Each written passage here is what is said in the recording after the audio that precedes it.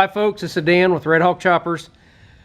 Just showing you 21 LED fusion light kit we're putting on Nate's 2016 Fat Boy S.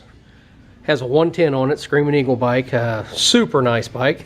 This is a pretty cool light kit we put on. It's got 12 different flash patterns, 21 different colors.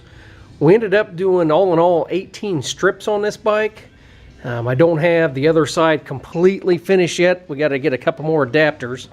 So word to the wise, when you do one of these kits, be it Fusion or another kit, make sure you get plenty of Y adapters if you're adding extra light strips to them, because they only come with so many.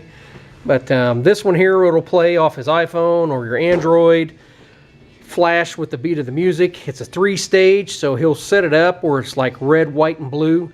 He's a local armory recruiter here in town, so pretty cool kit though. But the big thing, if you can see, let me turn the light on here because my camera will not quite light it up enough. When you're doing this, this is the bear. This is what I see so many times when I get a bike in for service or battery replacement. You've got just an absolute cluster of wires. So, my friends, the best way to do these is take your time, tie wrap up everything nice and tight.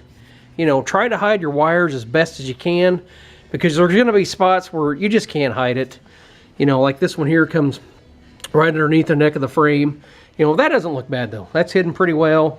I've got a light inside the fender, and actually one other light right on the bottom of the fork, but they're tucked in nice. Being a black bike, it kind of helps. Just take your time when you're running your wires, wire tie them nicely. And the best thing to do with this is, on most of your Harleys, there will be a little bit of room, as you can see down here, buried right here behind the battery itself, right in this area here. You can put this control module down in the battery, okay? And then you can put your wires, run them up out of behind the battery there, for better lack of terms, and just zip tie them nice, you know, tie them down just in several different spots. If they're on this side, try to run them on the right side of the frame, left side of the frame, you know, and just don't wad it up, stuff it in there, zip tie it, and then you put your seat on there, you smash it, and you're thinking, this piece of crap doesn't work. No, it's because you installed it wrong. So take your time, tuck your box in. A lot of these boxes will come with 3M sticky tape, so you can actually stick it to the side of the battery to cut down on the vibration a little bit. Kind of helpful. You know, just, I can't stress, take your time, do it right, do it nicely. And granted, when you got a bike lift, it's much easier than if you're, you know, doing it out in your garage and the bike's on the kickstand. So I just want to kind of give you a heads up on that. Another project I'm working on this week, trying to get her finished up, 2018 Street Glide. Beautiful bike, absolutely beautiful bike. New customer, seems to be a super nice guy. Younger guy's got it. Man, I love that color. That is just an awesome color. We ended up putting a set of Mayhem 10-inch bars on here, which turned out really good. He upgraded his mirrors, upgraded his grips, of course, because the Harley grips are junk. That's one of the first things guys like to do. Very simple to do.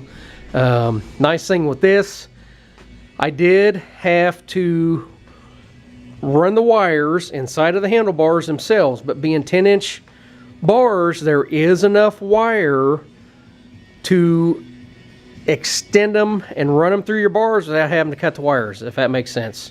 In other words, you don't have to cut the wires, you don't have to splice in extensions, okay?